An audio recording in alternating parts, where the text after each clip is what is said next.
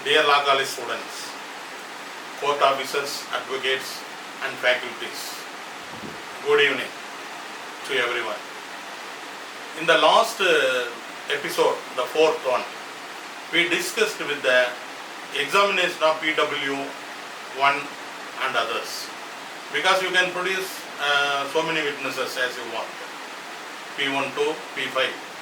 5 witnesses can be produced to the court, civil court, so that they will be deposed before the court. Okay. Now we have to understand what is the leading questions. If there is a leading question, then there will be a unleading questions. Okay. So where should we put leading questions, where should not? That is the main criteria we have to learn. Okay. So for example, this time not civil court, but in criminal court. Okay. Where the criminal justice starts, you have to understand that, because any one of your client or your client's relatives, they may come to your office, say that police came and took my son, police came, took my brother, my sister, like that. So their advocate's duty begins. Okay, advocate's duty begins there. So therefore, it has become your duty to protect them who is in the hands or otherwise who is in the clutches of the police. Okay. Now, if a person was taken to the police station for an interrogation, something or on suspicion ground, then what is the duty? You have to go to the police station and meet the inspector of the station, because he is the chief of the station. So, deal with the inspector now to understand why that person was taken to the police station. Okay. Then, if necessary, they will inform you that they are going to put an FIR. They are going to put a FIR so that he is involved in a crime. Whether the person has involved in a crime or not, we don't know. Always the relatives of the person also don't know that the person has involved with any offense. So, naturally the person who has been booked with the police, who has been charged with the police, have to say that, he has to say that he is innocent or indulged in any offense. Okay. So, then if the inspector of the station or some other police officer said they are going to put a FIR, then it is the duty of to go through the FIR. So, you have to study whether the case is bailable or non-bailable. Because in bailable cases, the police people are empowered to enlarge the accused in bail, on bail. Okay.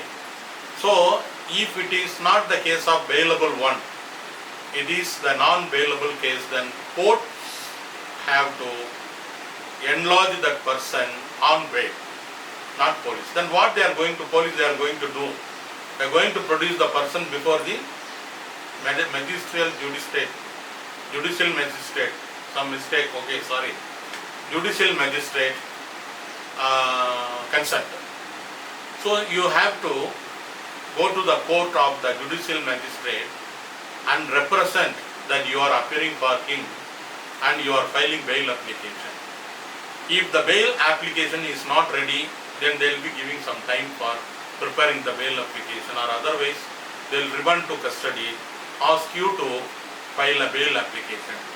Then you have to file a bail application before the court seeking bail, so that the person accused will come out of the jail. Once the person is remanded by the judicial magistrate, he will be taken by the police to the jail. He will be put behind bars. Then usually the remand 14 days or 15 days. Okay. Now it has become 14 days.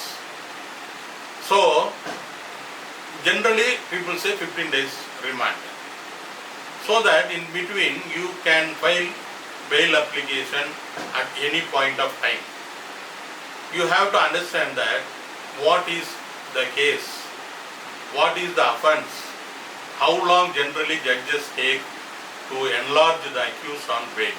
Because some few cases, few sections, they'll enlarge the accused on bail in 3 days, 4 days, 5 days. But in some cases, they will only enlarge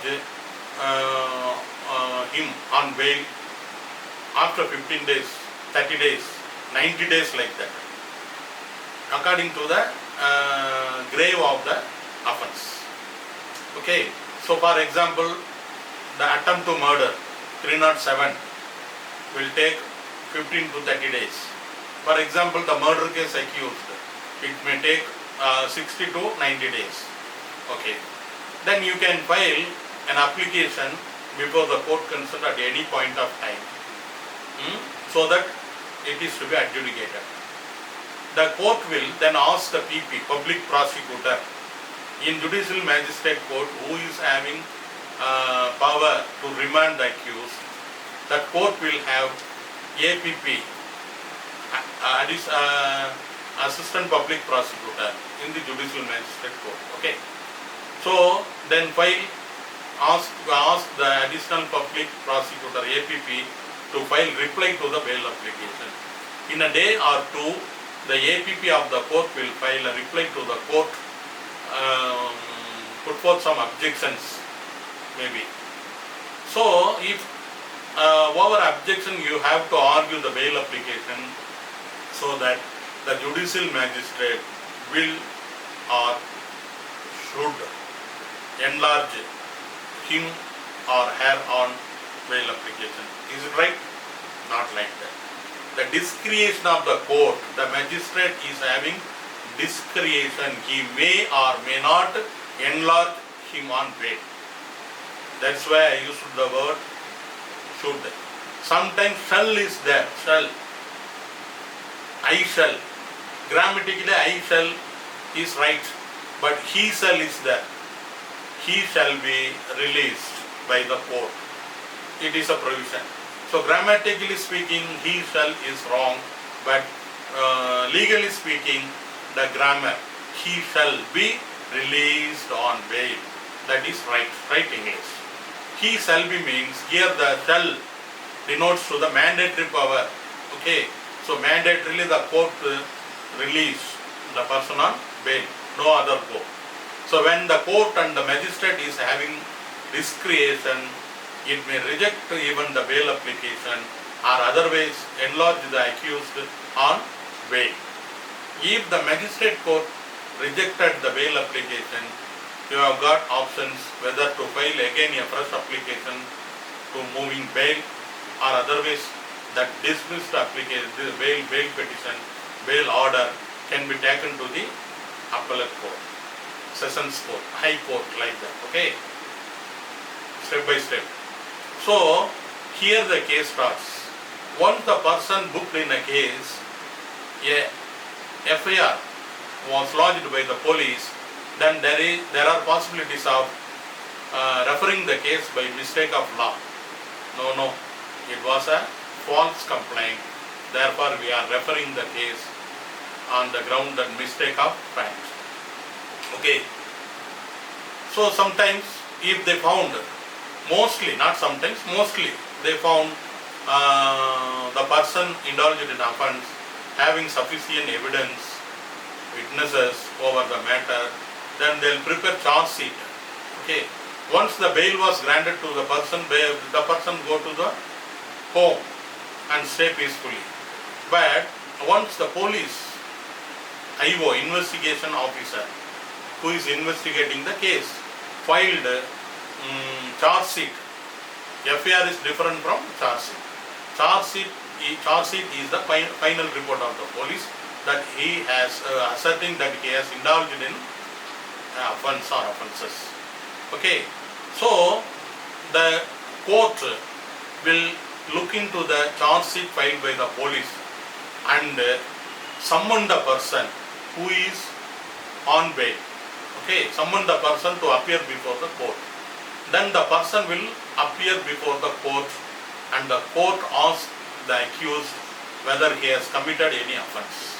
Okay, so So he will grant time to the accused so that he would engage an advocate on behalf of him or her to appear before the court, because the person who has been accused, who has been charged by the court, he is not able to, he is a layman to law, unable to do anything, seek the assistance of a lawyer, advocate. Okay, here the role comes, advocate's role come here to conduct the case. So here immediately after the question by the court whether he is involved in the offence or not, then we have to appear before the court if the witness is ready. Usually the police asks, usually the court asks the police whether the witness is ready. The police person, investigating officer or some other subordinate police officer say that witness is ready, then the matter will be kept for trial. Okay, this is the criminal court trial procedures. In criminal court trial procedures also, it starts with prosecution witnesses. Prosecution is a police side and witnesses police side witnesses. Okay, so PW 1, 2, 3, like 40, 50, as they required, they will examine the PWs. That is the prosecution side witnesses. Unlike the civil cases, we are not filing any proof of doubt here, because directly the advocates can put the questions, chief examining the witness. So who is to examine the police side witness, prosecution side witness? PW 1, 2, 3 line. So PP in sessions court or APP in magistrate court will chief examine the witnesses. Here the question of leading question, unleading question comes. So leading questions here should not be put by the advocate APP, because the case is to be proven beyond any doubt. That is a criminal justice. So if the question put by an advocate is clubbed with the answer, that is by APP clubbed with the answer, then it leads to answer.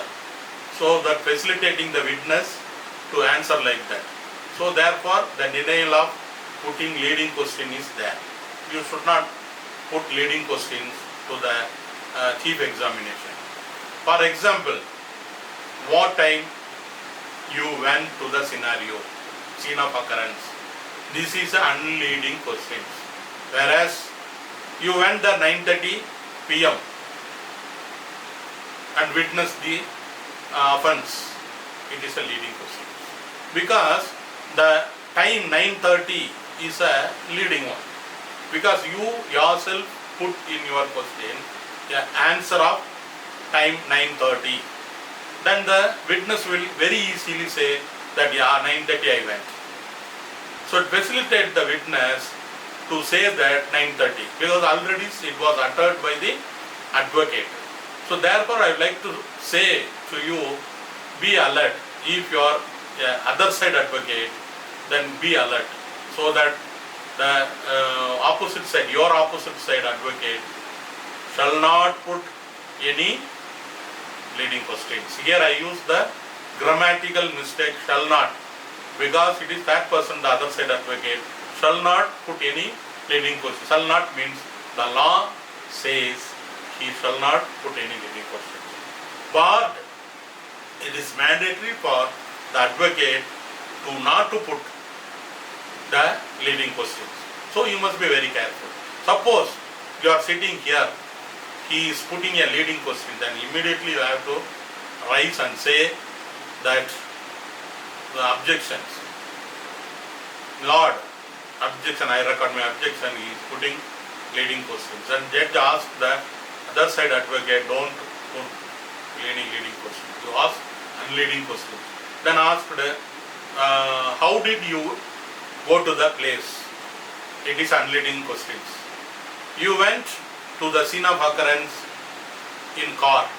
It is a leading question. So the answer car clubbed with the question is a leading question.